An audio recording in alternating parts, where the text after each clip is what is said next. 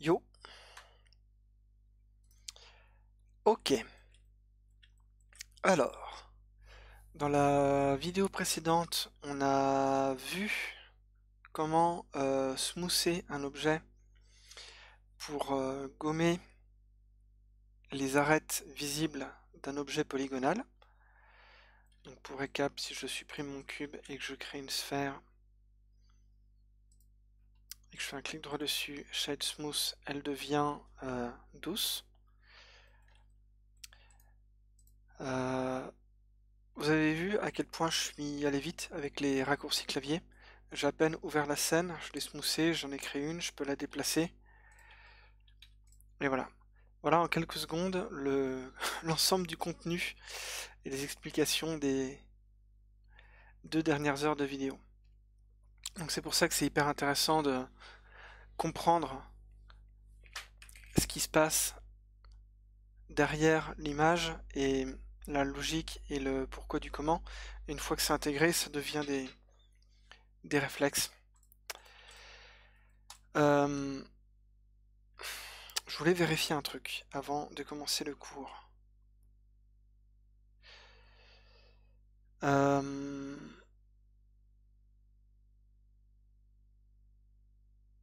C'est pas grave. Ok. Alors, depuis le début, on est dans le moteur de rendu Workbench. Workbench, c'est l'espace de travail où tout est en niveau de gris et où la lumière est très très simple. Il y a une espèce de lumière qui vient de la caméra.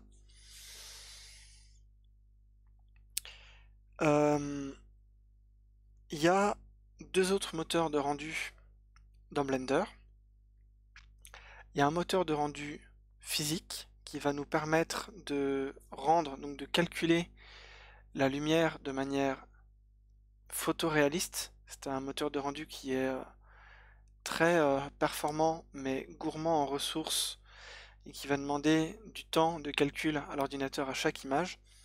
Je vous rappelle qu'au cinéma il y a 25 images par seconde, donc il va calculer chaque image, il va en calculer une nouvelle. Sachant que maintenant dans le jeu vidéo ou sur YouTube vous pouvez monter à beaucoup plus d'images par seconde et donc si vous avez du temps devant vous pour créer un court-métrage par exemple et que vous lancez des calculs de rendu la nuit, ça va vous laisser l'ordinateur faire ses calculs dans un coin. Et c'est pas étonnant que même en optimisant les paramètres de rendu, vous puissiez monter à des temps de calcul de rendu qui peuvent monter à plusieurs minutes, voire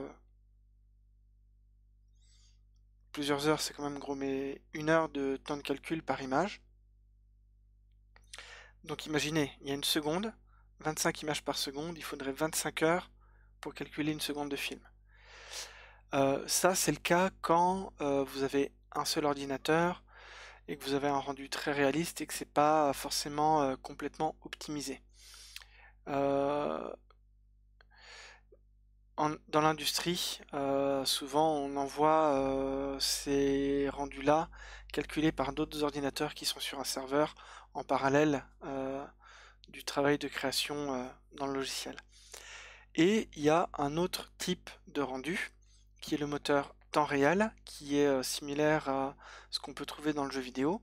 Dans le jeu vidéo, vous avez une manette en main, vous bougez un personnage, et en temps réel, on a la situation qui évolue. On peut bouger la caméra, on peut... et même si on a visuellement quelque chose qui est réaliste, ce sont des moteurs de rendu temps réel. Donc en fait, il va calculer chaque image par seconde de manière instantanée. Et ça peut monter jusqu'à du 60 images par seconde. Voilà, les consoles actuelles s'arrangent pour avoir un framerate régulier, donc un nombre d'images par seconde qui soit cohérent et qui soit voilà, que la scène 3D soit optimisée pour faciliter ce rendu-là avec des moteurs de rendu temps réel. Donc il y a 2 moteurs dans Blender. Il y a Cycle, qui est le moteur physique, puissant mais long, et il y a Eevee, qui est le moteur temps réel. Et il y a Workbench, celui qu'on utilise depuis le début, mais qui est vraiment un espace de travail et qui va être un moteur de rendu très simplifié pour aller à l'essentiel.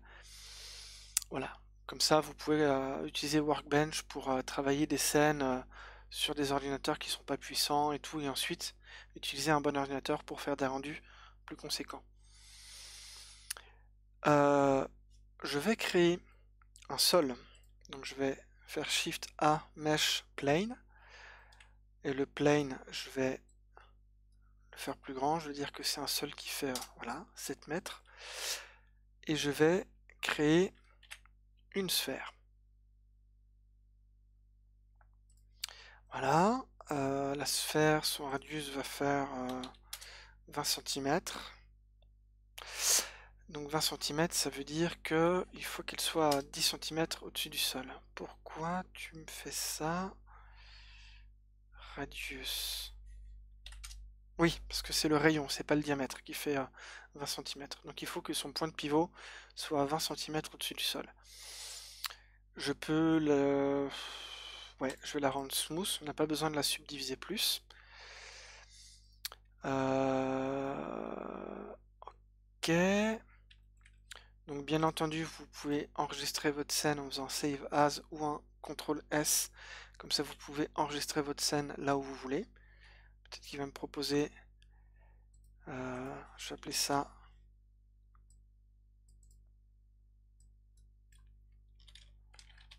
Je vais appeler ça Lighting.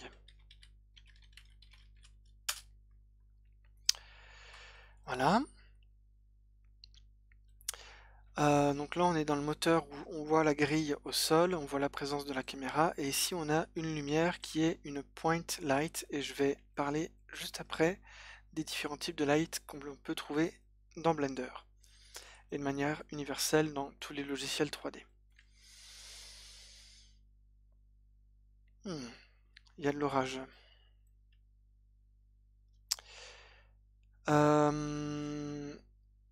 Ok. Pour changer de moteur de rendu, il y a deux endroits où on peut faire ça. Soit vous pouvez aller dans les paramètres, ici. Dans cette fenêtre-là, il y a plein d'onglets qui vous amènent à des espaces différents.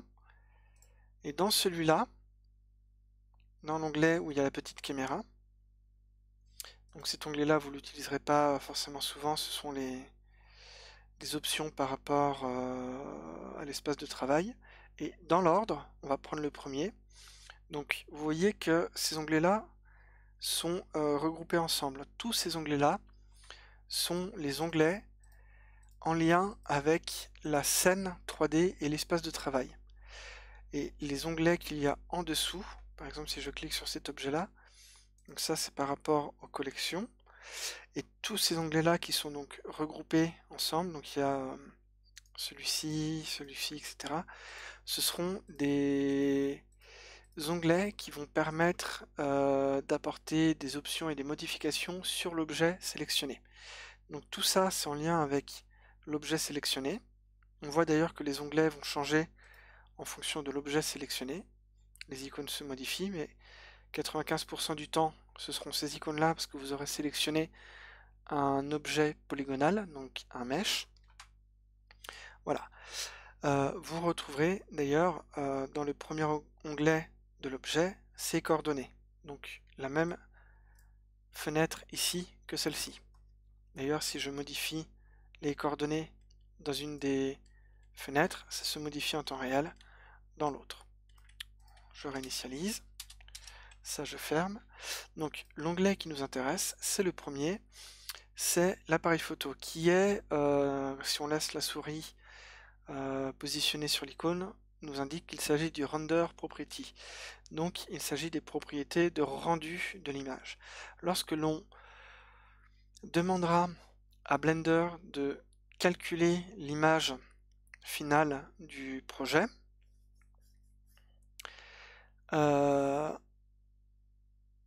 les options et les paramétrages de ce calcul final quand on voudra rendre une image ou une suite d'images, si c'est le cas d'une animation, pour créer une petite vidéo par exemple, c'est ici que ça se passe. Donc ça, ce sont les paramètres du moteur de rendu qu'on va utiliser.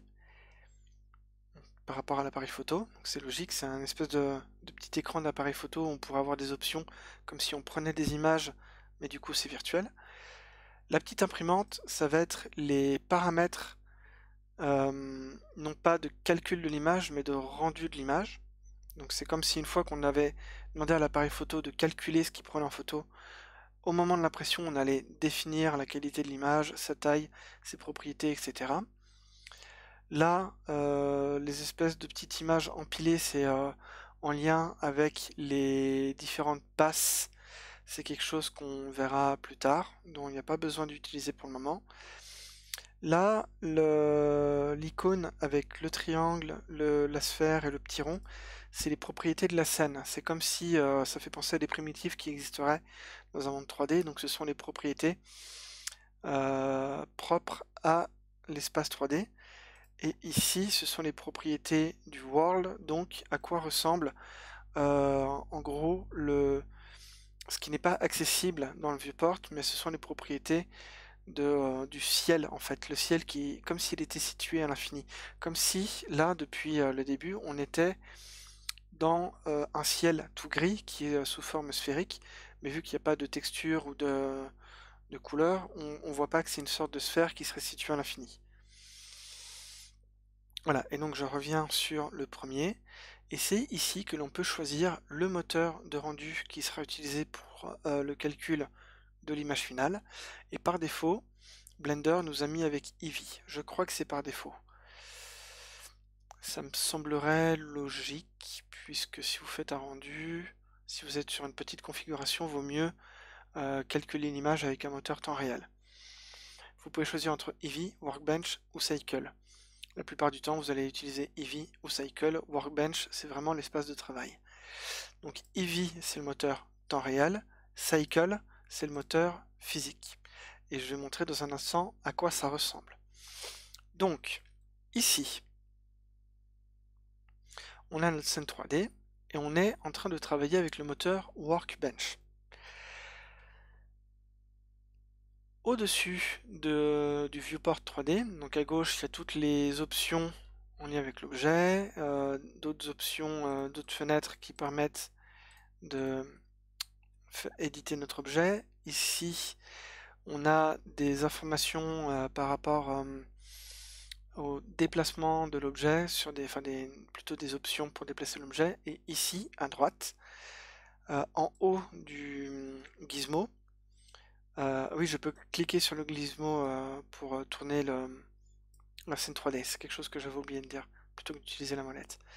Donc en haut du gizmo, on a des options par rapport au fonctionnement de la fenêtre viewport 3D, la fenêtre actuelle. Vous pouvez choisir d'afficher différents types d'éléments. Vous pouvez choisir d'afficher les gizmos. C'est par rapport, voilà, la caméra, la light, ou si on apporte une image de référence, ce sont des gizmos. Vous pouvez choisir de désactiver visuellement le layer d'interface pour ne conserver que les objets. Par contre, c'est beaucoup plus épuré, mais par exemple, vous ne pouvez pas savoir si vous avez sélectionné tel ou tel objet, sauf si vous regardez dans l'outliner. Si vous l'activez, vous pouvez ouvrir les paramètres par rapport à l'interface du viewport 3D. Vous pouvez ici activer ou non la transparence. Vous pouvez voir les objets les uns à travers les autres. Ça peut être très intéressant si vous voulez sélectionner la sphère à travers le plane. Par exemple, là j'ai cliqué dans le vide pour initialiser les sélections. Si vous désactivez le toggle ray, si vous faites ça, vous allez sélectionner que ce qui est visible. J'ai dit des bêtises. Tiens, je suis étonné, normalement c'est pas censé marcher. Oui, parce que je confonds avec le mode edit. En tout cas, si vous activez le X-ray, vous pouvez voir au travers des objets pour vraiment sélectionner ce dont vous avez besoin à travers des objets qui seraient cachés. Par exemple, il pourrait y avoir un personnage dans une maison. La maison avec les murs, vous ne le voyez pas. Vous voulez sélectionner dans la maison le personnage, mais pas forcément une table à côté de lui, vous pouvez activer le toggle X-Ray et vous voyez parfaitement qu'est-ce que vous sélectionnez. Vous pouvez activer le wireframe. Donc c'est comme si ça n'affichait que en niveau de fil de fer les polygones qui constituent les objets. Voilà, comme ça on arrive quand même à voir les objets, mais le rendu de chaque face n'est plus calculé. Il n'y a pas de shading. Voilà, par défaut, Blender il fonctionne avec cette option-là. On voit qu'on a sélectionné en bleu ce truc-là. Et donc ici en fait, on a trois modes de prévisualisation. On a le Workbench, on a ici le Viewport Shading qui fonctionne avec Eevee, qui est une version simplifiée de Eevee, qui permet de travailler les matériaux de la scène 3D indépendamment de l'éclairage. C'est très pratique. Et au final, l'icône qui nous intéresse, c'est le second Viewport Shading. Alors en fait tout ça c'est du Viewport Shading, pardon. On a le premier qui est la vue en mode solide. Ici c'est la vue en mode Material Preview. Et la troisième qui est Rendered. Donc en fait ici il va calculer l'apparence des objets, leurs matériaux, leur couleur s'ils en ont une. S'ils sont texturés, ils vont être texturés, et surtout ça va calculer la lumière si on a positionné une light, donc une lumière en français, dans notre scène 3D. Ok? Je récapitule. On a les options du viewport ici. On a le niveau de transparence qui n'est activable que si on est dans Workbench. Le niveau en fil de fer, Workbench. Le Material Preview et le Renderer. Ok. Et là, si je modifie la position de ma caméra, le calcul des ombres et de la lumière va non plus être défini par rapport à la position de la caméra, mais bien par rapport à la position de ma light, ici. Et vu qu'il s'agit d'une point light, c'est l'équivalent d'une ampoule, si je fais un grab, donc G sur l'axe Z et que je le descends, et que je l'approche du niveau du sol, on voit que plus j'approche ma light du sol, plus elle va éclairer fort ce qu'il y a autour d'elle. D'accord? C'est comme c'est l'équivalent d'une ampoule. Il faut savoir que dans le monde réel, lorsque vous avez une ampoule, l'intensité lumineuse de la lumière qui quitte l'ampoule est inversement proportionnelle au carré de la distance. Ça veut dire, derrière cette phrase alambiquée, que à chaque fois que la lumière parcourt 1 mètre, la lumière est beaucoup moins forte par rapport au carré du mètre et de la distance parcourue. Donc, par exemple, si la lumière parcourt 2 mètres, elle va être 2 mètres au carré, donc 4 fois plus faible. Si elle parcourt 3 mètres, elle va être 9 fois plus faible, 3 au carré.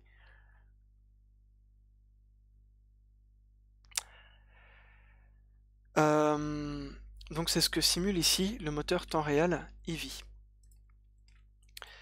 Je peux ramener la lumière un peu plus haute. Et donc on voit que lorsque je grabe ma light en mode FreeMove, en temps réel, ça va modifier à la fois l'ombre propre et l'ombre portée sur ma sphère.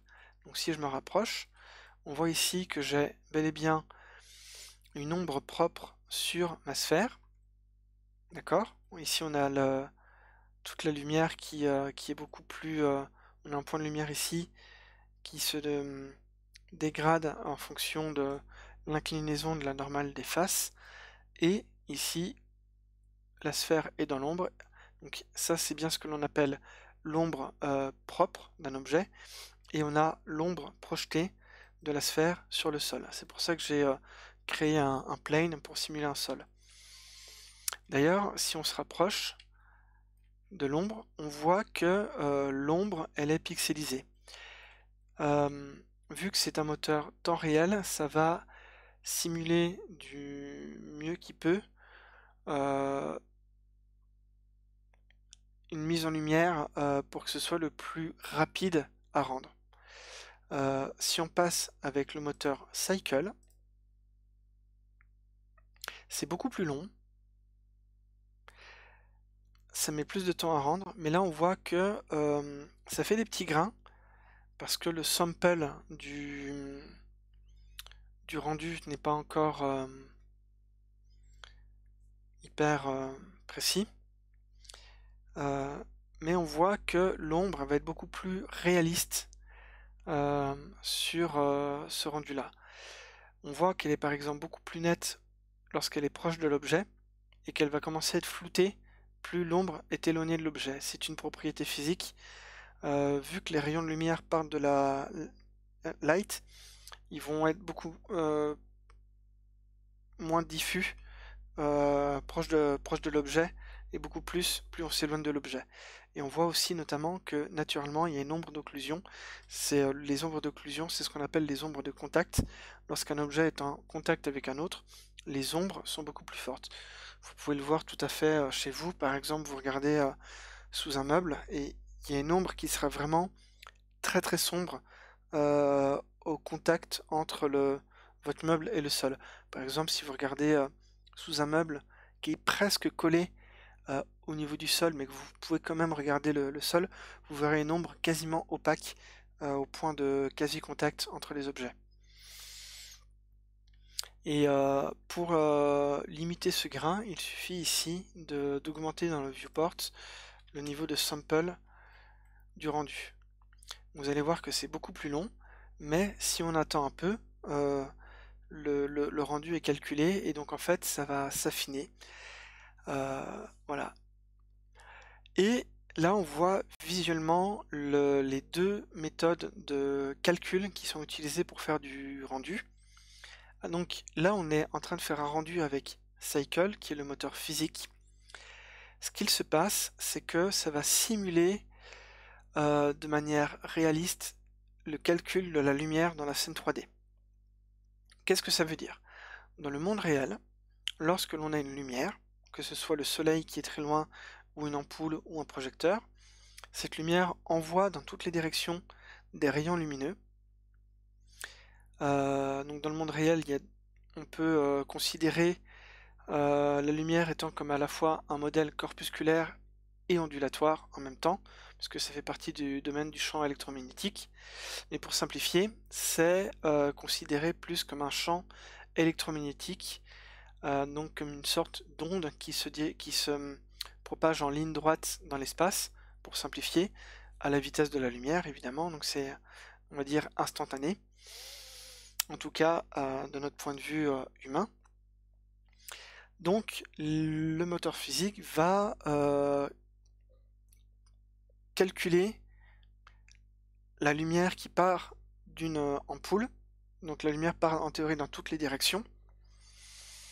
Il va y avoir une infinité de rayons qui vont être envoyés. Ces rayons de lumière vont rebondir sur les murs, vont rebondir sur les différentes surfaces, les objets, etc. Et vont, lorsqu'ils vont être bloqués, c'est ça qui va créer naturellement les ombres. Une ombre est une absence de lumière. Alors, par souci d'optimisation, vu qu'un ordinateur n'est pas capable de calculer une infinité de rayons, on calcule les rayons de lumière à partir du point d'arrivée dans la caméra. Donc en fait, c'est la caméra qui tire les rayons de lumière et non pas les lights en elles-mêmes, pour limiter le nombre de rayons. Mais le résultat revient au même.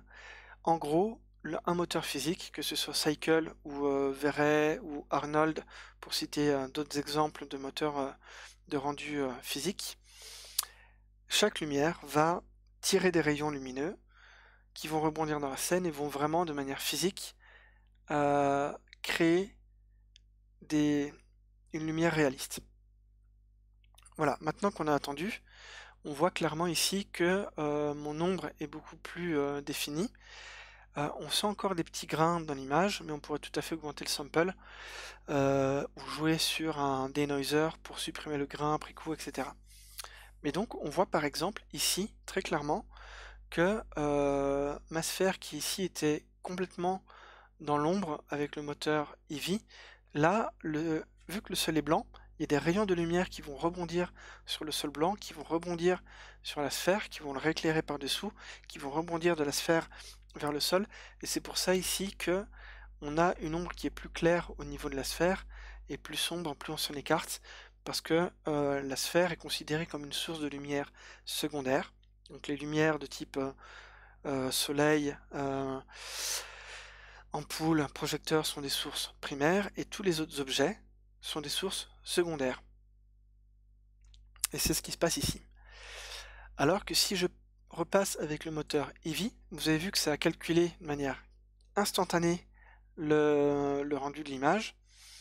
Ça ne calcule pas les rayons de lumière à travers des petits points, donc c'est beaucoup plus rapide. En fait, ça va faire ce qu'on appelle... Alors, justement, c'est ça que je voulais vérifier.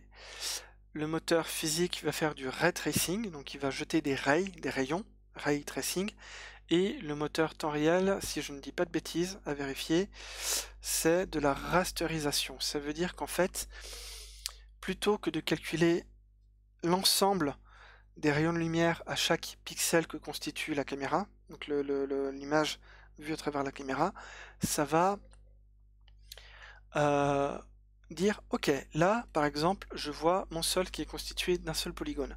Ce polygone, en fait, il va utiliser un système de matrice mathématique pour dire, j'ai une ampoule qui est à telle coordonnée, moi cette face-là est à telle coordonnée, ça veut dire qu'il est à telle inclinaison par rapport à ma lumière, donc en fait, il va réussir à simuler l'angle d'inclinaison entre la lumière, la caméra et l'objet pour connaître l'angle d'incidence de la lumière sur telle ou telle face. Et en fait, il va plutôt calculer la lumière pour chaque polygone et non pas pour chaque pixel, en gros.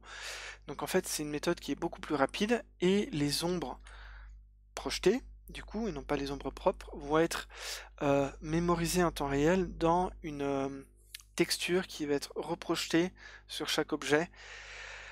Ok, je veux pas vous perdre, c'est juste pour donner une idée du fonctionnement des deux types de rendus. Et en fait, visuellement, on obtient des résultats qui peuvent être assez proches, alors qu'en fait, la logique derrière est complètement différente. Je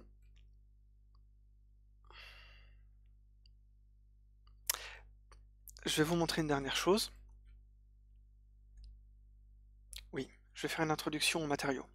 Si je clique sur mon sol, est-ce que je vous montre ça maintenant ou pas? Oui, allez, tac. Ici, j'ai cliqué sur mon objet. Donc on voit ici que j'ai différentes options, différentes fenêtres par rapport aux propriétés de l'objet. Donc on a ici ses coordonnées, d'accord, qu'on retrouve.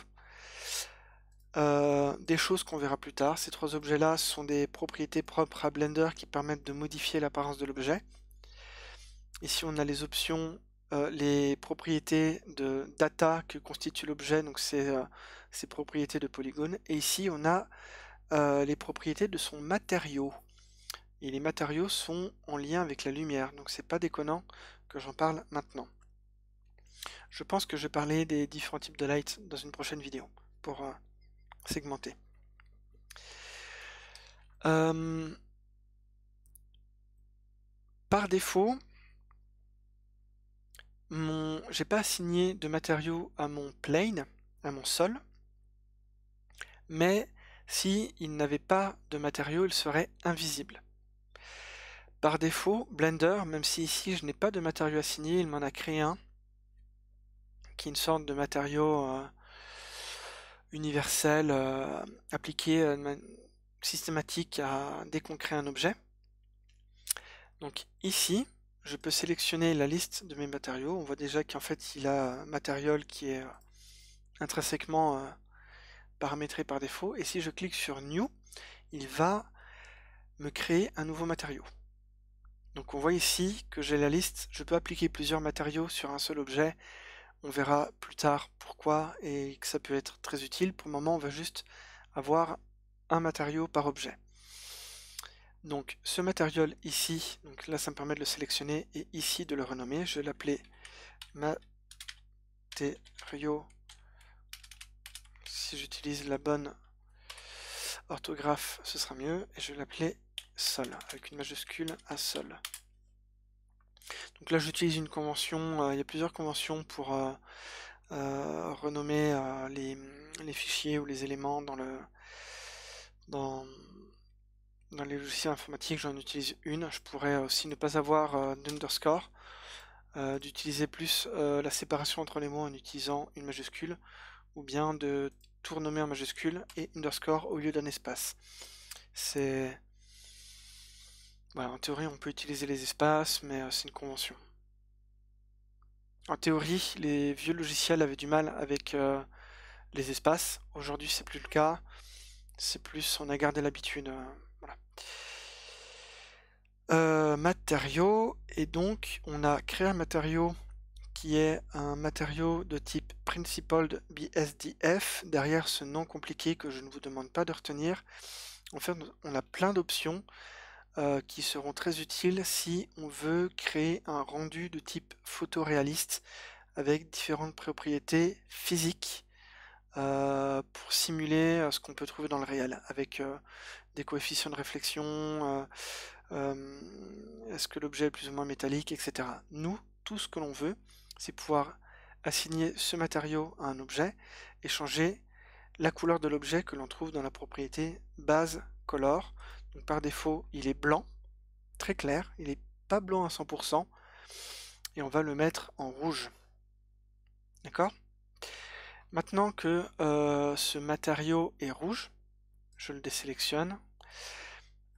Donc j'ai désélectionné l'objet en cliquant dans le vide. Je peux sauvegarder ma scène en faisant un CTRL S, c'est une très bonne pratique pour éviter de perdre son travail.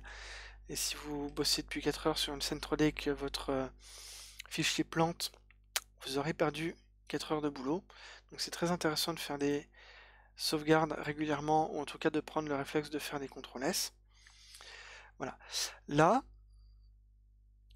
vu que l'on est dans le moteur de rendu Eevee, il se trouve que le ciel est gris, donc en fait il y a déjà une sorte de lumière homogène universelle qui provient du ciel, qui éclaire la scène dans toutes les directions. Donc si je cachais ma light, je sélectionne ma light et je fais clic droit, est-ce que je peux la hide comme ça? Ouais. Hide selected. Là j'ai caché ma lumière. En théorie, s'il n'y a pas de lumière, comme si, je sais pas si vous avez déjà allé dans une grotte ou quoi, si vous éteignez les lumières, vous ne voyez plus rien. Il fait noir complet. Pour faire un noir complet, je changerai ça dans les propriétés du background, du sky. Je mettrai un noir complet, et si je désactive l'icône, l'interface, on ne voit plus rien. Mais là, vu qu'il y a dans le sky, dans le ciel de Blender, il y a très légèrement de la lumière. C'est un gris très sombre, mais c'est pas un noir à 100%. Donc ça veut dire qu'en fait il y a de la lumière qui vient un peu de toutes les directions, et que même sans light, on a une lumière d'ambiance qui vient éclairer partout. Et lorsque je rajoute ma lumière, on a ici des ombres qui ne sont pas complètement noires. On dit que les ombres ne sont pas bouchées. C'est ce qui permet d'éviter d'avoir des trop forts contrastes visuellement dans la scène. Donc là, avec le moteur temps réel, ça calcule de manière quasi instantanée le matériau rouge, qui, vous le voyez, a de la réflexion légèrement. C'est pas de la réflexion, c'est du spéculaire. C'est la propriété de spéculaire qu'on peut changer ici, en lien avec le roughness. Bon, je vais pas vous perdre, on verra ça plus tard. Ok, je laisse les paramètres par défaut. Mais du coup, on peut modifier les paramètres du matériau pour décider comment réagit l'objet à la lumière. Et ce que je voulais vous montrer, c'est que là, vu qu'on est avec le moteur temps réel, le moteur ne calcule pas les rebonds des rayons lumineux. Donc en théorie, dans le monde réel, si on posait une sphère blanche sur un sol rouge et qu'on mettait une ampoule, normalement on devrait voir du rouge dans l'ombre de la sphère, pour la simple et bonne raison que je vais réactiver l'interface. Cette sphère-là envoie des rayons dans toutes les directions. Certains des rayons rebondissent sur le sol, et donc le sol est une source de lumière secondaire qui va renvoyer des rayons seulement de couleur rouge, car il va absorber les autres fréquences de lumière dans son objet, et va les renvoyer dans toutes les directions, et en partie en direction de la sphère. D'ailleurs, c'est pour ça que si vous prenez un œuf blanc et un œuf noir et que vous les positionnez dans la neige, l'œuf noir va beaucoup plus faire fondre la neige aux alentours, parce que vu qu'il est noir, au soleil, il va beaucoup plus prendre l'énergie de la lumière. C'est normal, un œuf blanc va renvoyer toutes les couleurs. Donc en fait, il va absorber très peu d'énergie de la lumière du soleil. Il va faire rebondir la lumière blanche du soleil. Alors qu'un objet noir, il va faire rebondir très peu de lumière, il va absorber l'énergie de la lumière. Et inversement, un objet rouge va absorber toutes les couleurs sauf le rouge. Donc un objet rouge, d'un point de vue physique, est tout sauf rouge. C'est nous qui voyons en négatif. C'est assez ouf. Bon, plutôt que d'étaler ma science, je vais arrêter d'être pédant et vous montrer ce que ça donne avec le moteur Cycle. Voilà, donc là le moteur physique va plus prendre le temps de calculer une image, et là on voit très clairement qu'il y a des rebonds de lumière du sol rouge sur la sphère. Et voilà, c'était ce que je voulais vous montrer, c'est que c'est un moteur qui est beaucoup plus réaliste, et ce système de rebond de lumière, même s'il peut être simulé dans Eevee en utilisant des astuces, c'est quelque chose qui va donner beaucoup de cachet à l'image si vous voulez avoir un rendu de type réaliste. Parce que vous pourriez très bien vouloir faire un film avec un rendu dessin animé classique, alors que c'est en 3D.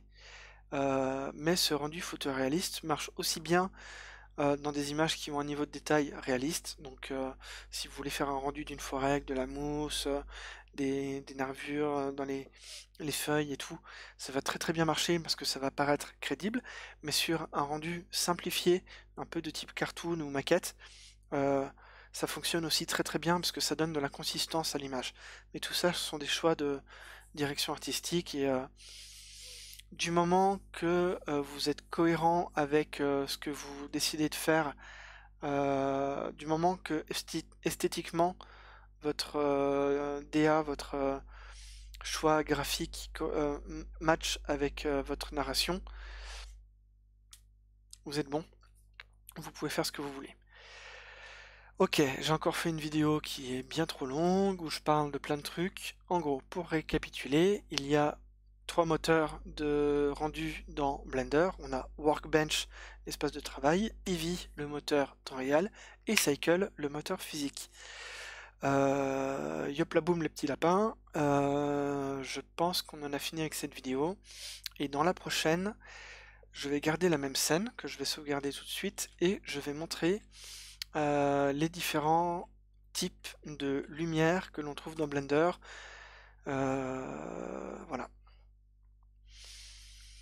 Merci d'avoir regardé jusque-là. J'espère que vous trouvez ça intéressant.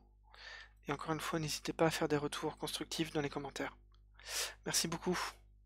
À bientôt.